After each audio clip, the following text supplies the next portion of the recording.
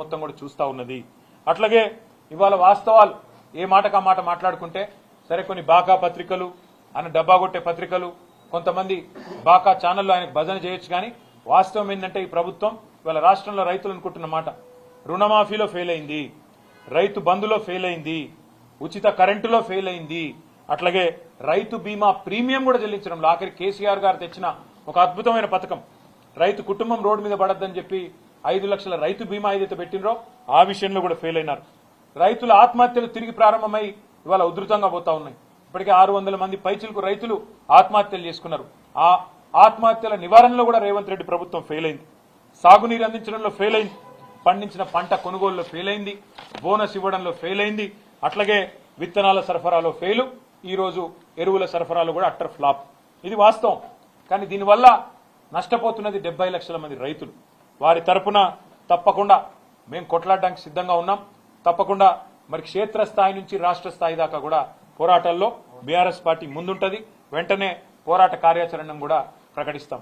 అట్లాగే ఢిల్లీకి బస్తాలు మోసే దాని మీద ఉన్న శ్రద్ధ, ఢిల్లీకి మూటలు మోసే దాని మీద ఉన్న శ్రద్ధ ఎరువుల బస్తాలు తెప్పించే విషయంలో మాత్రం రేవంత్ రెడ్డి గారికి లేదు అనేది కూడా ఇవాళ తేలిపోయింది. కాళేశ్వరం ప్రాజెక్టు మీద బురదజల్లంలో ఉన్న తాపత్రయం, దాని మీద బదనాం చేసే దానిలో ఉన్న తాపత్రయం, కేసులు పెట్టే దానిలో ఉన్న తాపత్రయం, సిగ్గు లేకుండా మరి తెల్లారు లేస్తే ఇష్టం వచ్చినట్టు కేసీఆర్ గారి మీద మాట్లాడే మాటల విషయంలో ఉండే ఆరాటం రైతులకు సాయం చేసే విషయంలో మాత్రం లేదు. ఇంకా ఘోరం ఏంటంటే మేము ఏం మాట్లాడినా తెల్లారి ఒంటికాలతో మా మీద లేచే బీజేపీ ఇవాళ రైతులు ఇంత అవస్థల్లో ఉంటే ఒక్క మాట మాట్లాడతలేదు. ఒక్క కేంద్ర మంత్రి మాట్లాడాడు, ఒక్క బీజేపీ ఎంపీ మాట్లాడాడు, ఒక్క బీజేపీ ఎమ్మెల్యే రాష్ట్ర ప్రభుత్వం ఏం చేస్తుందని అడగడు. కనీసం కేంద్రం ఎంత ఎరువులు ఇచ్చిందో చెప్పే పరిస్థితి కూడా మరి కేంద్ర మంత్రులకు కానీ రాష్ట్రంలో ఉండే బీజేపీ పార్టీకి కానీ లేకపోవడం అనేది సిగ్గుచేటు. పక్కనే ఉంది ఆంధ్రప్రదేశ్. ఆంధ్రప్రదేశ్లో మంత్రులు ఢిల్లీకి పోయి అక్కడ మరి కేంద్రంలో ఉండే మంత్రుల్ని పట్టుకొని బతిలాడుకొని మొత్తానికి ఎరువులు తెచ్చుకుంటున్నారు.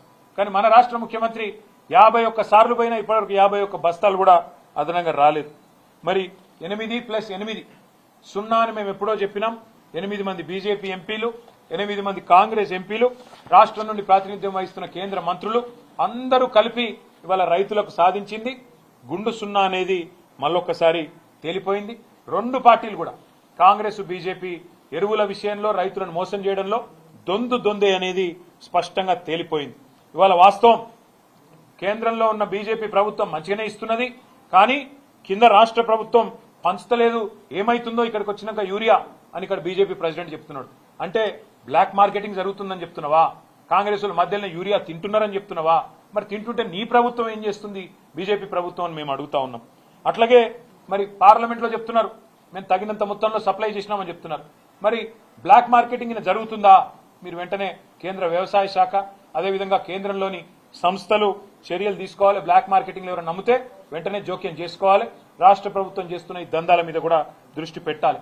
ప్రైవేట్ కంపెనీలకు లాభం లభించే విధంగా, వారికి లాభం చేకూరే విధంగా ఇవాళ కొంత కుమ్మక్కైనట్టుగా రాష్ట్ర ప్రభుత్వం వ్యవహారం చేస్తుందనేది మా అనుమానం. పక్కదారి పట్టించి ఢిల్లీ నుంచి వచ్చిన యూరియాని కావాలని కొంతమందికి లాభం చేయడానికే ఈ రకమైన వైఖరి వారు అవలంబిస్తున్నారనేది మా అనుమానం. అందుకే ఈ విషయంలో కూడా దర్యాప్తు సంస్థలు జోక్యం చేసుకోవాలి. మరి తప్పకుండా వెంటనే స్పందించాలని కోరుతా ఉన్నాం. అట్లాగే ఆనాడు రామగుండం ఫర్టిలైజర్ ఫ్యాక్టరీని కేసీఆర్ గారి ప్రభుత్వం ఉన్నప్పుడు మేము పెడతామంటూ కేంద్రం ముందుకొస్తే వారికి సకల సౌకర్యాలు కల్పించింది మా ప్రభుత్వం. మేము ఇవాళ కేంద్ర ప్రభుత్వాన్ని కూడా డిమాండ్ చేస్తా ఉన్నాం. మేము సంపూర్ణంగా సహకరించినా ఆ ఫ్యాక్టరీ ఇవాళ ఫుల్ కెపాసిటీతో పనిచేస్తలేదు. మరి మన దగ్గరనే ఫర్టిలైజర్ ఉత్పత్తి అయి మన రాష్ట్రంలోనే ఫర్టిలైజర్ షార్టేజ్ ఉండడం అనేది మనకు సిగ్గుచేటు. కాబట్టి వెంటనే ఈ విషయంలో కేంద్రం కూడా స్పందించి సమీక్ష చేసి రామగుండం ఫర్టిలైజర్ యూనిట్ ని కూడా ఫ్యాక్టరీని కూడా పూర్తి స్థాయిలో పనిచేసే విధంగా చర్యలు తీసుకోవాలని చెప్పి కూడా మేము కోరుతా ఉన్నాం. అట్లాగే బీఆర్ఎస్ ప్రభుత్వంలో ఆనాడు మరి వానాకాలం డిమాండ్ కేవలం 9.8 లక్షల మెట్రిక్ టన్నులుంటే ఆనాడు సకాలంలో మేము ఎరువులు అందించినాం. ఈ రోజు మరి ఆనాడు మన ప్రభుత్వం ఉన్నప్పుడు సీజన్ 10-12 లక్షలు ఉన్నప్పుడు కూడా అందించగలిగినాం. డిమాండ్ ఉన్నప్పుడు బఫర్ స్టాక్ పెట్టుకున్నాం, కొన్నాం. ఏ డిమాండ్ ఎక్కడ దేశంలో లేనాడు కొన్నాము. మరి పెరుగుతున్న వ్యవసాయ విస్తరణకు అనుగుణంగా మేము ఆనాడు ఈ రకంగా ప్లానింగ్ తో కేసీఆర్ గారి ముందు చూపుతో ముందుకు పోయినాం. కాబట్టే మరి ఎక్కడా కూడా రైతుకి ఇబ్బంది కాకుండా 10 సంవత్సరాలు కాపాడుకున్నాం. సీజన్ మొదలు కాకముందే కేసీఆర్ గారు 24 గంటల పాటు మరి సమీక్ష చేసి ఎక్కడికక్కడ ప్రతి జిల్లాను కూడా మరి సన్నద్ధం చేసి ఎక్కడ కూడా రైతుకి ఇబ్బంది కాకుండా మా అందరినీ కూడా పురమాయించి పనిచేయించేటోళ్ళు. ఎక్కడ షార్టేజ్ కనిపించినా ముందే అధికారులు కానీ మంత్రులు కానీ ఢిల్లీకి పోయి మరి తగినంత మొత్తంలో బ్రహ్మాండంగా ఎరువులు సాధించుకునేటోళ్ళం. కానీ ఈరోజు ఈ ప్రభుత్వానికి ఏ పట్టింపు లేదన్నది మళ్ళొకసారి అర్థమైంది. అందుకే రేవంత్ రెడ్డిని మేము అడిగేది ఒకటే, నువ్వు మరి ముందుకు వచ్చి ఎరువులు సరఫరా చేసే విషయంలో స్పష్టంగా బ్లాక్ మార్కెటింగ్ విషయంలో ఈ రాష్ట్రంలో జరుగుతున్న పరిస్థితుల విషయంలో ఒక శ్వేతపత్రం విడుదల చేస్తా